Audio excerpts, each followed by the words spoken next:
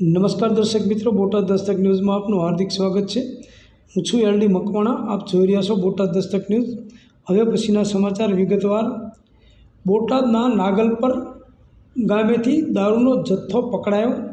LCB પોલીસે રહેણાંકી મકાનમાંથી 3.14 લાખનો દારૂ જપ્ત કર્યો। 2 સામે ફરિયાદ। બોટાદ એલસીબી પોલીસે નાગલપર ગામમાં એક રહેણાંક મકાનમાંથી વિદેશી દારૂનો મોટો જથ્થો ઝડપી પાડ્યો છે। આ કાર્યવાહીમાં 3.14 લાખની કિંમતનો દારૂ જપ્ત કરવામાં આવ્યો છે। પોલીસને મળેલી બાતમીના આધારે નાગલપર ગામમાં રહેતા વિજય નાથાભાઈ સાંકળિયાના મકાનમાં દરોડો પાડવામાં આવ્યો હતો। તપાસ દરમિયાન મકાનમાંથી વિવિધ બ્રાન્ડની કુલ 264 બોટલ વિદેશી દારૂ મળી આવ્યો હતો।